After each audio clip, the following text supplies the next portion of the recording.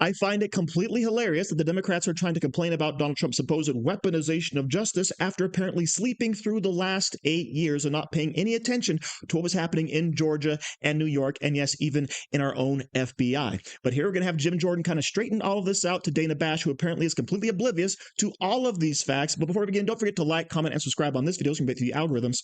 Here we go. 3 weeks ago, President Trump named 3 people in that Truth Social post to Attorney General Pam Bondi that he wanted prosecuted. 2 of them have now been indicted. You're not only the Judiciary Chair, you also lead a subcommittee on weaponization of federal government. So will you be looking into this?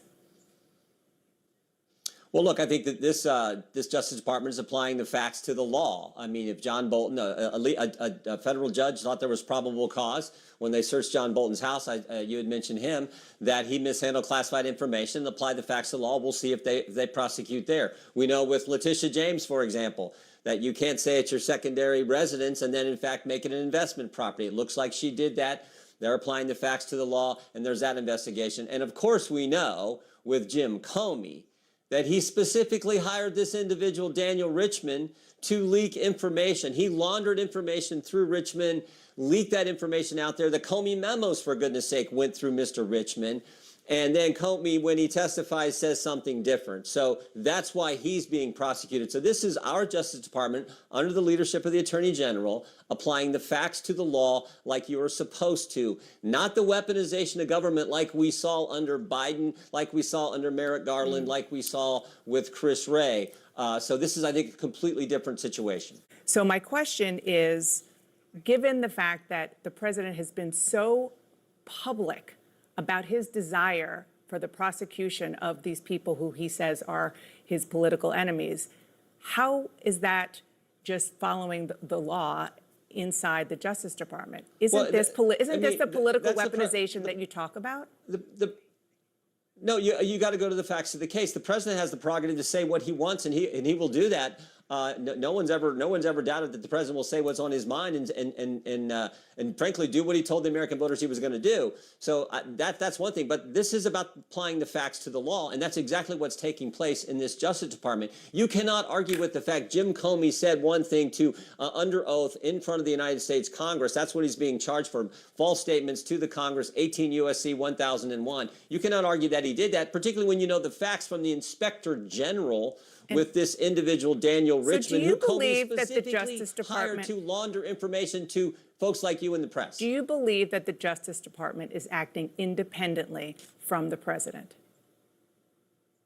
I think the Justice Department is applying the facts to the case. But are they doing it under pressure from the president? Are they trying to find ways to indict people who the president said publicly in that post he wants to be prosecuted? I think that, Dan, I think they're doing their job.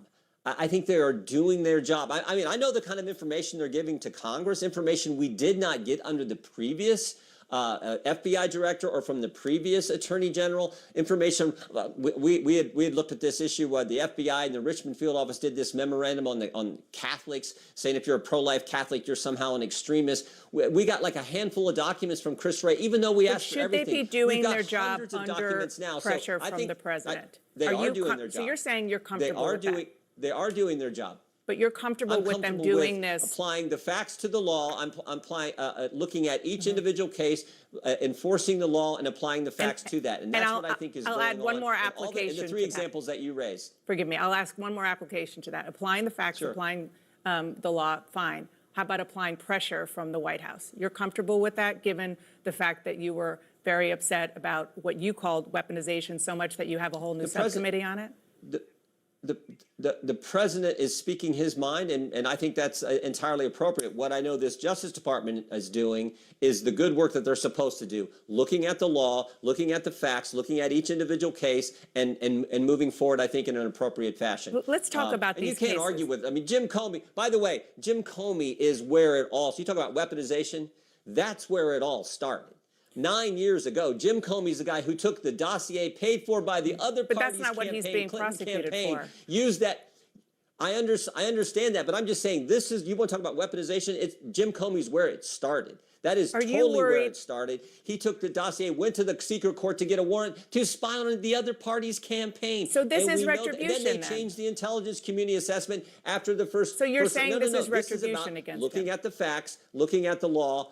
No, I'm just saying, Jim Comey. This is you mentioned weaponization. I'm saying that's where it all started. Well, what I'm saying is happening here is they're looking at the facts and they're applying the law to each individual case. Let me ask about those cases.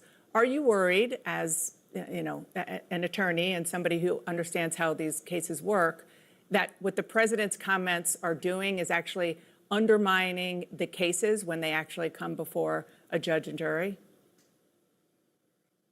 I mean, we'll see how that all shakes. I'm not worried about that. Again, they're going to prosecute the case. Mr. Comey's presumed innocent. That's one of the great things about our system. And they will present the evidence in the court, and we'll see what happens as they move forward. But I am comfortable with them moving forward. I am comfortable with the indictment because I think when you look at the facts. And you're comfortable with the president's role as well? This is warranted. Just to button that, you're comfortable with the president's role? Yeah, I'm very comfortable with this president. I mean, you talk about we're celebrating today what's happening in the Middle East, what he's done for I'm not these talking about families that. who are I'm talking getting about in this I'm issue. so comfortable with the president. I'm comfortable with the president and how he's handled his entire responsibilities with this issue, with foreign policy, with the border, with tax policy, you name it.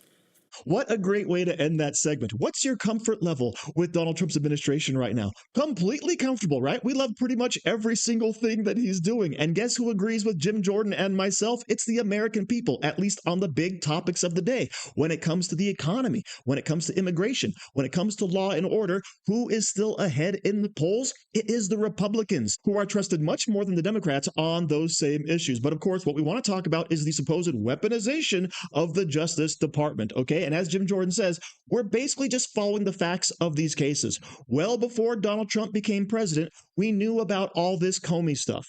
We knew the Steele dossier was a bunch of garbage, and we know that it was also the catalyst for investigating Donald Trump over 8 years ago, right? That was the beginning of the weaponization of the Justice Department. And then, of course, you have the simple fact that James Comey is also a known leaker. Where was all that information the press was getting? Oh, it came right from James Comey through his surrogates, okay? That's what we already knew. Now we're just taking those facts and applying the prosecution aspect to it. And of course, in the case of Letitia James, all right, I guess those who live in glass houses shouldn't throw stones, because when you go after somebody for mortgage fraud, it's probably a good idea if you haven't committed it yourself. And of course, it also doesn't hurt to know that in advance, yes, April of 2025, we had William Pulte, the director of the Federal Housing Finance Agency, was the one who referred Letitia James for mortgage fraud. Okay, so it wasn't Donald Trump sending out a mean tweet and saying, look into this person. It was actually the other way around. And Donald Trump, of course, is now just tweeting about, hey, let's follow through on these investigations and allegations. Can we go ahead and look into those and maybe possibly bring some charges if, in fact, this is true? Because the last thing we want to do is sit on our laurels for years until the statute of limitations runs out, which is what they tried to do with Hunter Biden. However, Dana Bash does raise an interesting point. Do Donald Trump's comments actually have the reverse effect? Could it mar the cases? Could it taint the jury pool, right? Is it a good look? And I'd say that's quite a possibility, because a lot of these charges are going to be brought in blue districts where these people tend to reside. And that, of course, could have the opposite effect as intended. However, Donald Trump, of course, does have the right to say whatever he wants. And it's not like he's the one out there actually bringing charges, right? And of course, he's not the one actually convincing judges and grand juries to bring the indictments. So at the very least, we could say it's not a good look and could potentially hurt some of these cases. However, just to reiterate what Jim Jordan is saying, we've got the facts about the case and we're following those facts instead of trying to investigate to find a crime to fit a certain person. So thank you very much for watching. Don't forget to like, share, comment, subscribe, and say hi to your mom for me. Do you like t-shirts? Of course you do. And now you can support the channel by buying an Angry Teacher t-shirt designed by me, Angry Teacher. So if you like America, if you like freedom, if you like liberty, then go ahead and click the link in the description, where all designs, of course, are 100% mother approved. So enjoy yourself and find something you like today.